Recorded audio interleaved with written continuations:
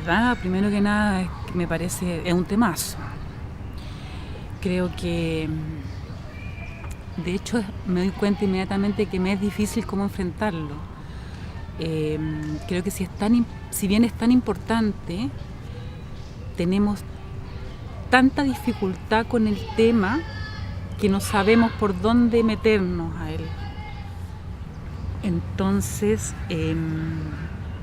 creo que uno de los temas que tenemos que empezar a mirar, a estudiar, a meternos incluso, a meternos y a entender cómo opera la venganza en nosotros en el día a día. También socialmente, pero creo que me da la sensación de que para poder ver el tema social, incluso hay que ver antes cómo opera en mí la venganza y cómo probablemente empezar a intuir de cómo poder superarla. Para uno, primero que nada, siento que es importante porque uno sufre todo el día, uno está todo el día en las relaciones con la gente, con uno mismo, con la venganza detrás de cada acto que uno tiene, detrás de cada relación, detrás de cada pequeño y gran acto que uno tiene en el día, en la vida, está operando detrás la venganza. Entonces, si tú me preguntas de importancia a nivel social, chuta, la vida es social. O sea, me topo con gente todo el día en mi misma casa. Entonces, uno la pasa mal, sufrimos. Tratamos mal a otros, nos tratamos mal a nosotros mismos. Sigue habiendo todo este tema de guerras, de horrores que uno ve en todas partes, pero incluso como lo comento a nivel micro y a nivel macro, los problemas más grandes que produce la venganza.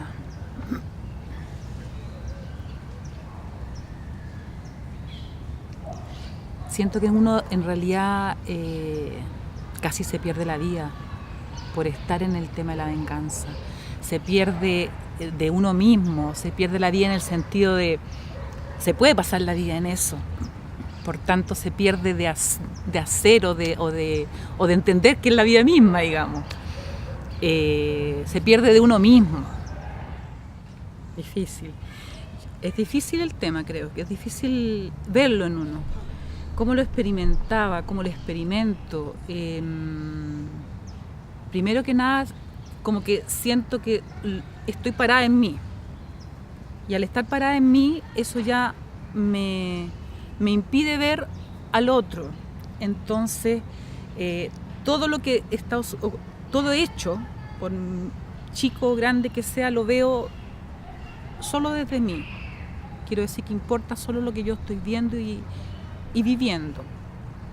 Entonces me preocupa lo que siento, lo que me hacen, lo que me dicen, y desde ahí, por tanto, el otro me hace, me insulta, me agrede, me violenta, y desde ahí la respuesta es defenderme. O sea, desde proteger mi integridad, sea física, emocional, incluso intelectual, desde ahí surge la respuesta a la venganza. O sea, el temor me hace experimentar una suerte de agresión que me hace inmediatamente dar una respuesta de proteger mi integridad y por tanto la pesadez o el insulto o incluso la agresión física. O sea, creo que toda la respuesta surge desde eso. O sea, creo que me atacan, creo que me hacen esto, por tanto tengo que protegerme y responder.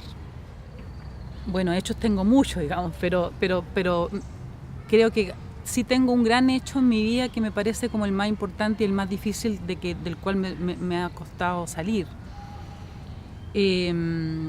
Fui abusada por mi padre sexualmente durante ni siquiera sé cuánto tiempo.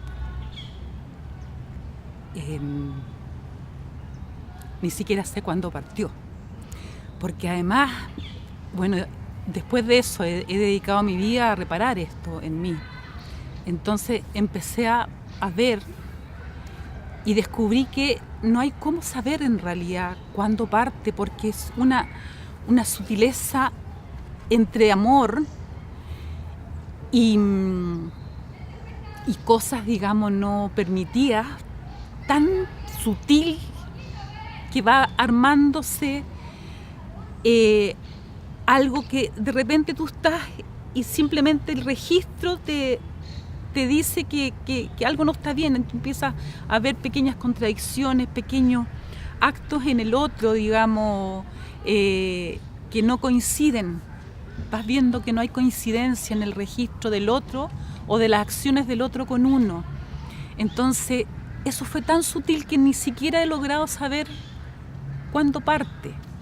Incluso probablemente he pensado que el abuso no empezó necesariamente cuando empezó la acción.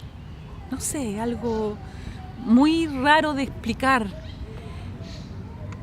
porque no sé muy bien cómo explicarlo. Simplemente siento que estas incoherencias, estas contradicciones se van dando posteriormente, cuando empieza a ver toda una cosa cultural, toda una cosa con detrás, la familia, los hermanos, la madre, uno mismo. Entonces,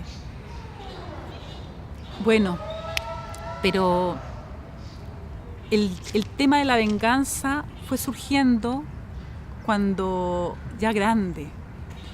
De grande digo yo, estoy hablando de grande después de los 13 años, tengo los primeros recuerdos, digamos, de cuando ya esta contradicción era tan evidente, que ya era evidente que a mí me producía sufrimiento, que era evidente que había algo que no correspondía.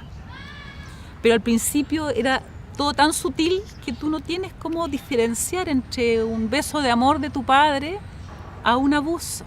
Eso quiero decir. Esa es la sutileza. Entonces el otro que tiene además todo tu amor en su corazón, va avanzando de un modo en que tú no te percatas. Este abuso lo tengo localizado claramente a los 8 años, entonces debe haber partido antes, pero no sé en qué momento. No sé en qué momento, me refiero en qué edad, ni en qué momento, por tanto.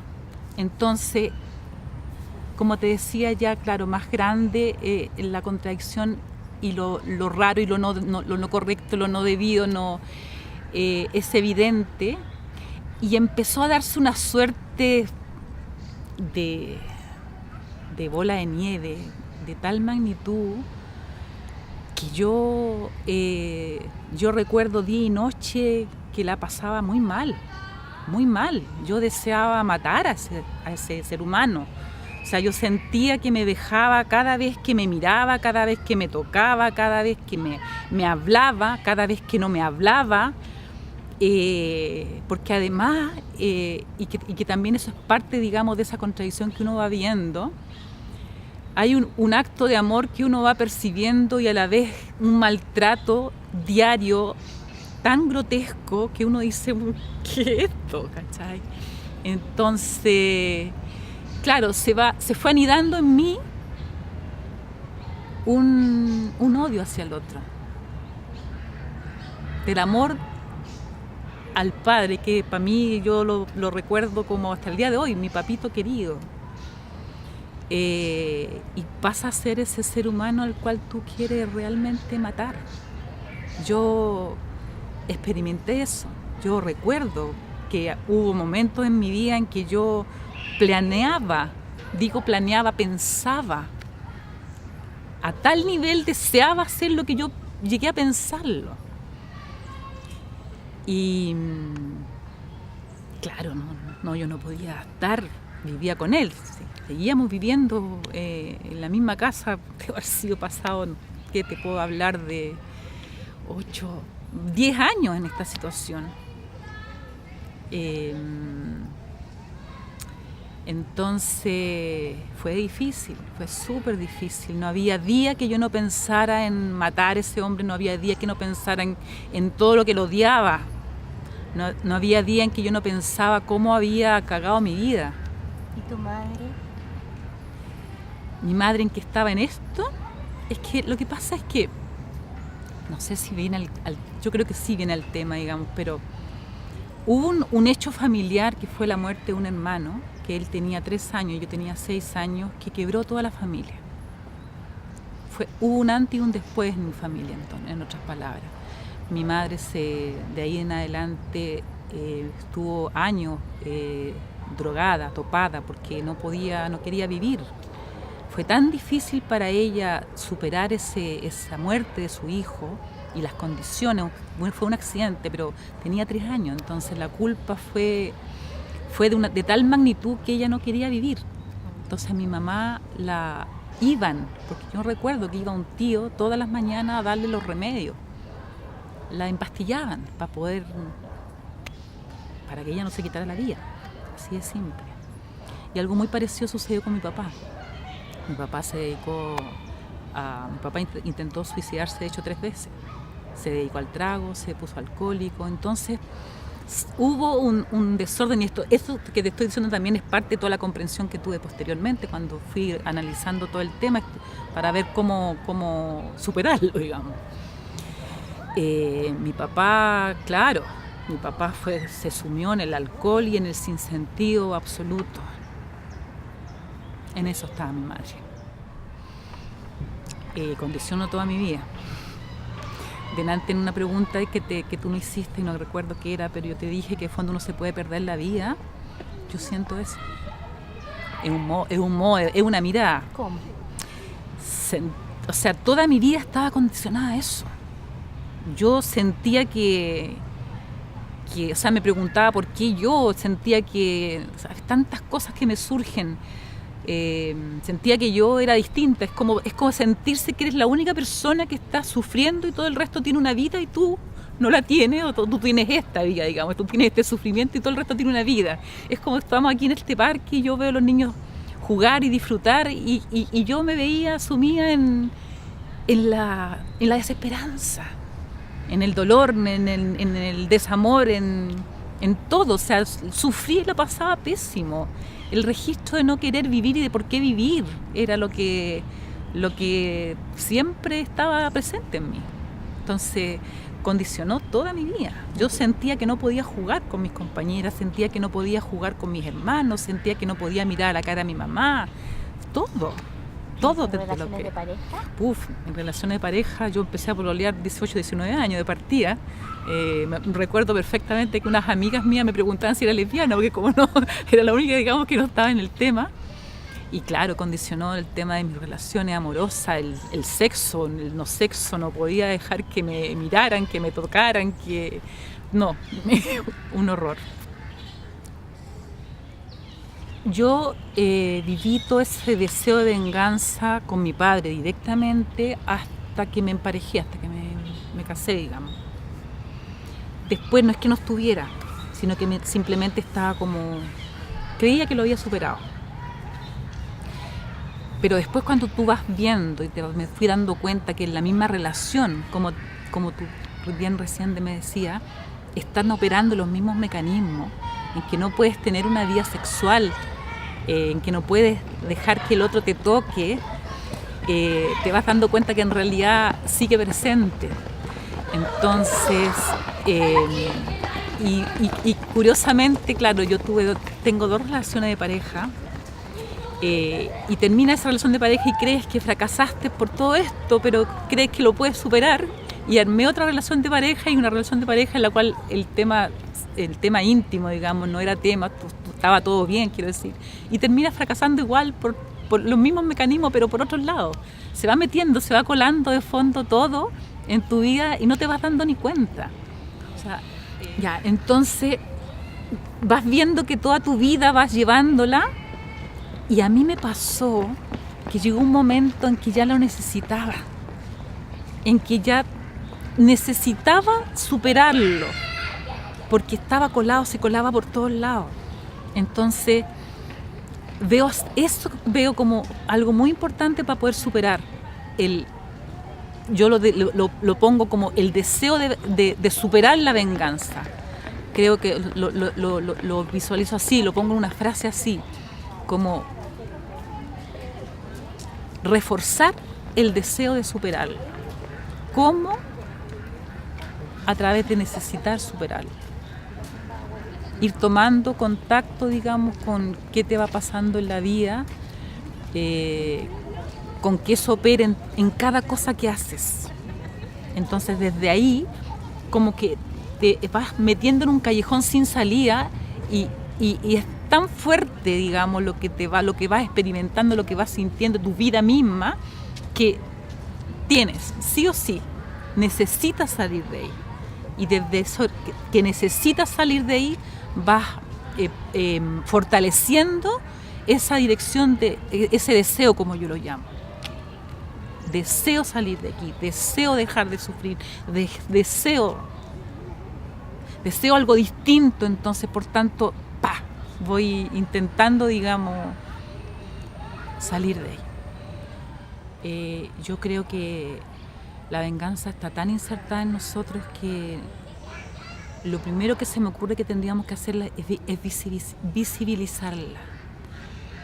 Visibilizar cómo uno se venga a cada rato, cómo uno la pasa mal vengándose, porque en algún modo creemos que la única solución a nuestros problemas, a nuestro sufrimiento, es vengarnos. Y eso lo creemos profundamente, o sea, tanto que yo te puedo decir que debo haber tenido 20, 30 años de mi vida dedicada a ese tema, digamos, quiero decir, creyendo realmente que el otro me cagó y por tanto algo tengo que hacer hacia el otro que repare eso. Y en algún momento me di cuenta que no tenía que hacer nada con el otro, que era conmigo.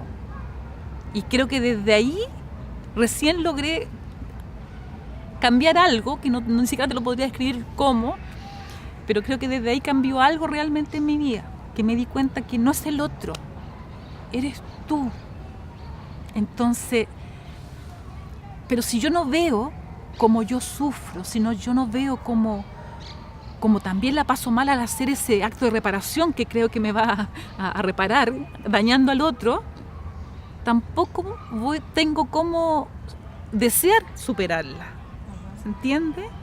Entonces es una rueda tan sutil, pero a la vez tan grotesca, en que vas aumentando de fondo tu propio sufrimiento con ese deseo de dañar al otro. Y lo crees de verdad que tienes que hacer ese acto de reparación dañando al otro. Entonces no lo sé como pasos posteriores, pero algo sé que hay que partir visibilizando en uno lo mal que uno lo pasa, cómo realmente no supera el sufrimiento, ni reparas el daño, que es lo que uno desea. Desde ahí, de fondo, creo que surge el deseo de venganza, de reparar algo en uno. Y no pasa ni eso, ni pasa lo otro. Entonces, si uno no visibiliza eso, no vas a poder nunca querer salir. Ahora, después de eso, me parece que lo que hay que hacer es que uno tiene que tomar la vida de uno en sus manos y, por tanto, buscar herramientas, buscar elementos de cómo superarlo. Y ya socialmente, uno desde que uno ha logrado cierta reparación en uno, creo que surge casi inmediato el deseo de llevar esto a otro. O sea, como yo, por ejemplo, en este momento experimento que mi vida cambió de una forma tan grande que me es difícil hasta decírtelo, pero siento casi una obligación moral de ayudar a otros con mi propio incluso testimonio, con mi propia vivencia, de cómo poder hacer que el otro también salga de ahí. Eso es lo que se me ocurre. Bueno, yo tuve la suerte, como digo, de que de muy joven me topé con las herramientas de Silo. Y yo, también impulsado por este deseo de salir de esta situación, fui leyendo, fui haciendo cada cosa que te decía, cada cosa que te sugería la fui haciendo. Hay cuentos, experiencias guiadas, hay ceremonias, y fui tomando cada una y viendo cómo me funcionaba cada una, y las que me funcionaban las fui fortaleciendo, las fui tomando y llevándolas, las llevo hasta el día de hoy. A eso me refiero con herramientas. Hay herramientas en la web, hay herramientas en libros, hay documentales, bueno, esto mismo el interés es eso. Hay opciones, hay formas, hay modos. También me parece que una herramienta muy adecuada es los grupos, las redes que se arman, que también el siloísmo armó, es parte de estas redes que hoy en día operan en todo el mundo. Entonces, eso creo que a mí me salvó la vida literalmente, digamos. Las redes de apoyo, los otros, los documentos escritos, los documentos en audio, eso.